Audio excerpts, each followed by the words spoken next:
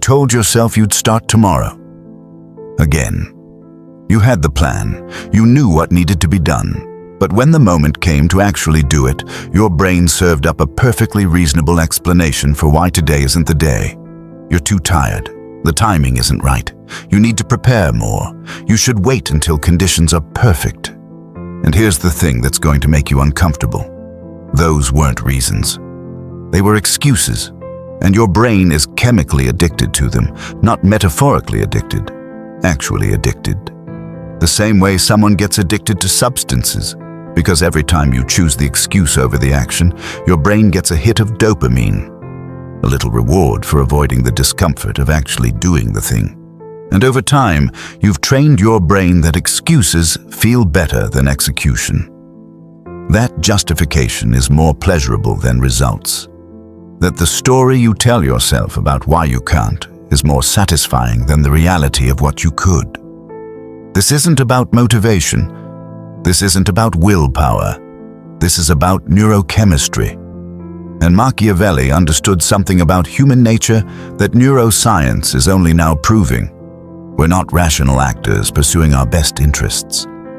We're excuse-generating machines desperately avoiding anything that feels like pain, even when that pain would lead to everything we claim we want. Here's what I'm giving you today. 6 neurological hacks to break your brain's addiction to excuses. Starting with the first one right now in the next 60 seconds that you can deploy the next time your brain tries to talk you out of action. Subscribe if you're tired of knowing what to do but not doing it. And if you're ready to understand why action feels painful and how to override that, stay with me. This gets uncomfortable. First hack, the 5-second rule, but not the way you think. When your brain starts generating an excuse, you have exactly 5 seconds to physically move before the excuse wins. Not 5 seconds to think about moving. 5 seconds to move your body. Stand up, take 1 step, pick up the phone, open the laptop. Any physical action that breaks the mental pattern of excuse building. Here's why this works. Your brain generates excuses in the prefrontal cortex, the thinking part. But physical movement bypasses that entirely. It engages the motor cortex, which doesn't give a damn about your reasons. It just moves. When you move within 5 seconds, you interrupt the neural pathway that's building the excuse. You literally short-circuit the addiction before it can deliver the dopamine hit. Try this tomorrow.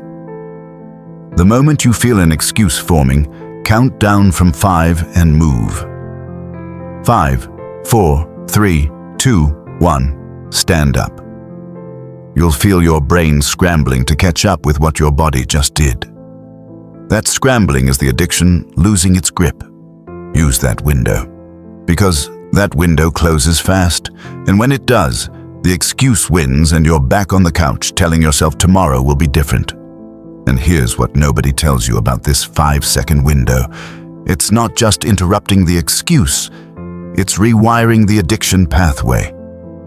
Every time you move instead of excuse, you're teaching your brain that action delivers a different kind of reward.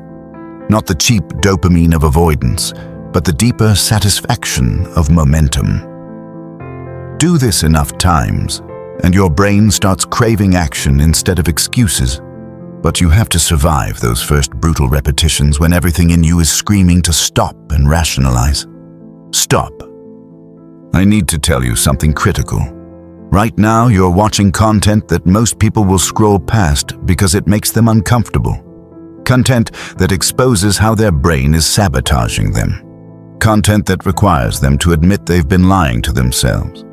And the fact that you're still here tells me something about you. You're not most people.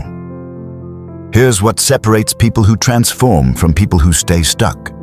They recognize the truth when they see it, even when that truth is uncomfortable. You just learned that your brain is chemically addicted to excuses. That's not motivational. That's not uplifting. That's disturbing. And you're still watching, which means you value tactical truth over comfortable lies. So, here's what I'm asking.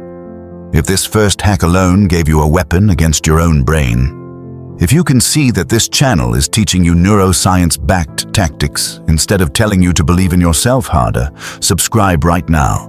Don't wait until the end. Do it now. Because here's what most people don't understand. Subscribing isn't passive consumption. It's a declaration.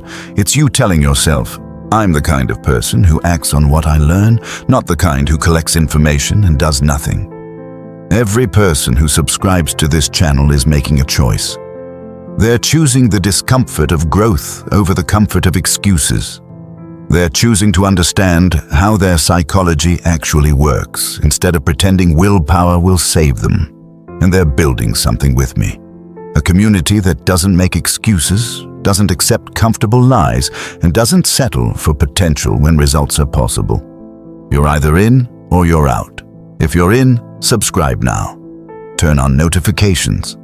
And let's see how far you can go when you stop listening to your brain's excuse factory. Now, let's keep going because what comes next rewires how you see pain itself. Second hack. Name the excuse out loud.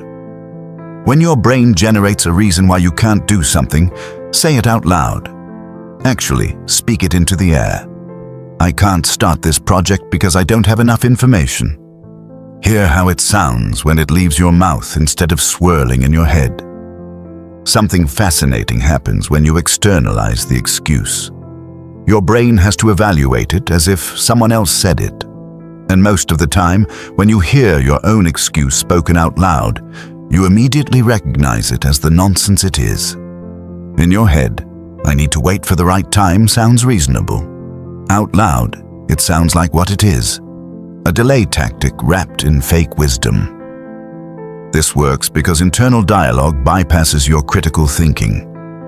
Your brain just accepts its own excuses as valid without examination, but external speech activates different neural pathways. Pathways that evaluate truth claims. Pathways that detect bullshit. And your brain is very good at detecting bullshit when it's not the one generating it. Use this tomorrow morning. Your alarm goes off. Your brain says, I need more sleep. I'll start tomorrow. Say it out loud. I need more sleep. I'll start tomorrow. Hear how pathetic that sounds when it's not safely tucked inside your skull. That embarrassment you feel. That's useful. That's your brain recognizing its own con. Use that recognition to move. But wait, here's where this gets darker. Sometimes you'll say the excuse out loud and it will still sound reasonable. I can't afford to take that risk right now. Sounds pretty good, right? That's when you need the follow-up question. Compared to what? Compared to the risk of staying exactly where you are? Compared to the cost of another year of inaction? Suddenly, the excuse doesn't hold up because you're not evaluating it in isolation anymore. You're weighing it against the alternative, and the alternative to action is slow death. Third hack. Set a stupidly small action threshold. Your brain generates excuses because the action feels too big. I need to write a book becomes I can't write a whole book today becomes excuse, excuse, excuse. So make the action threshold so small it's almost insulting. Not write a book. Write one sentence. Not get in shape. Do one push-up. Not build a business. Send one email. Here's the neurological trick, and your brain can't generate a credible excuse for something that takes 30 seconds. I don't have time to do one push-up sounds absurd even to your excuse-addicted brain. So you do the one push-up, and here's what happens next. Momentum. Once you're down on the floor, you do another push-up, then another. You're not negotiating with your brain anymore. You're in motion, and bodies in motion stay in motion unless acted upon by an outside force. That outside force is usually your brain's excuse factory, but you slipped past it by making the first step too small to justify avoiding. Deploy this today. Whatever you've been putting off, shrink it until it's laughably small. Then do that small thing. Don't think about the next step. Don't plan the whole journey.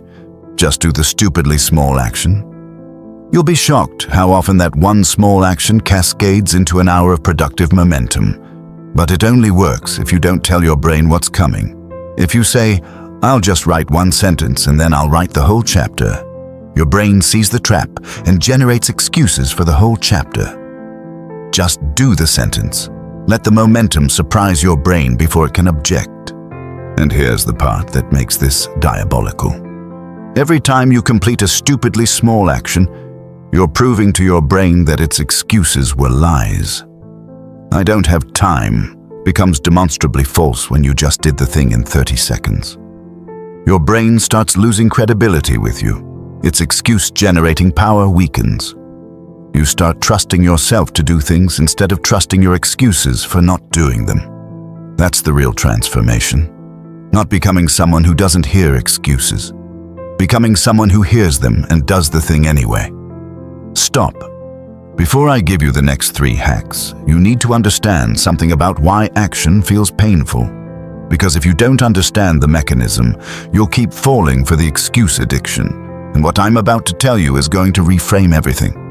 Your brain is an energy conservation machine. Its primary job isn't to make you happy or successful. It's to keep you alive while burning the least amount of calories possible. And thinking burns calories. Deciding burns calories. Taking action burns calories. So your brain is constantly pushing you toward the path of least resistance. The path that requires the least energy expenditure. That path is almost always inaction justified by excuses. But here's the twist. Your brain can't tell the difference between physical danger and psychological discomfort. When you think about doing something outside your comfort zone, starting that business, having that difficult conversation, your brain interprets that as a threat. It floods your system with the same chemicals it would release if you were facing a predator. Cortisol, adrenaline, all the stress hormones that make you want to flee or freeze. And what does your brain offer you to escape that artificial threat? An excuse. A perfectly logical sounding reason why you shouldn't do the thing. Your brain isn't trying to sabotage you. It's trying to save you from what it perceives as danger. The problem is, it's wrong. The danger isn't in the action. The danger is in the inaction. But your brain can't see 5 years into the future when your excuses have compounded into a life you don't recognize. It can only see the immediate discomfort of right now. So when action feels painful, it's because your brain is treating it like pain, like actual physical threat. And the only way to break that association is to repeatedly show your brain that the action doesn't kill you, that the discomfort is temporary, that the thing on the other side of the action is better than the thing on this side of the excuse. You have to retrain your threat detection system, and that's brutal work, but it's the only work that matters. 4th hack, create a pre-commitment device. This is pure Machiavelli. He understood that humans are weak in the moment of decision, that we'll choose comfort over progress every single time unless we remove the choice. So you remove the choice before the moment arrives. You create a situation where backing out costs you something you're not willing to lose. Want to start working out? Pay for a trainer 6 months in advance. Non-refundable. Now your excuse has to overcome the pain of losing money. Want to finish your project? Tell everyone publicly what you're doing and when you'll deliver it. Now your excuse has to overcome the pain of public failure. Want to quit a bad habit? Give your friend a $100 bill and tell them to donate it to a cause you hate if you don't follow through. Now your excuse has to overcome the pain of funding your enemies. This works because you're making a decision once in a moment of clarity that removes the need to make that decision repeatedly in moments of weakness. Your brain will still generate excuses, but now those excuses have to compete against a pre-existing commitment that has real consequences. Most excuses can't win that fight. They're too flimsy.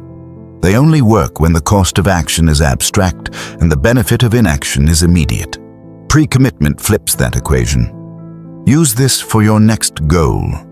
Don't just decide to do it. Create a structure that makes not doing it expensive. Put money on the line.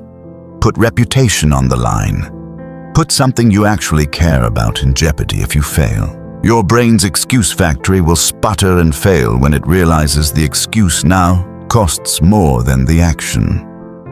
You've just hacked your own neurology using nothing but strategic self-manipulation. Fifth hack. Embrace the 15-minute rule. This is for when your brain says, "I don't feel like doing this right now." You make a deal with yourself.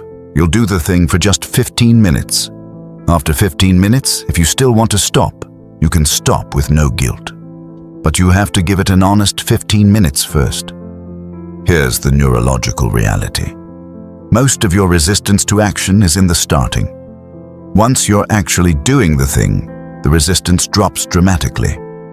Your brain stops generating excuses because it's too busy processing the actual task. 15 minutes is long enough to get past the starting resistance, but short enough that your brain can't build a credible excuse for why you can't spare 15 minutes. And here's what happens 90% of the time. You hit the 15-minute mark and you keep going. Not because you suddenly feel motivated, but because you're already in motion, and stopping would require more energy than continuing.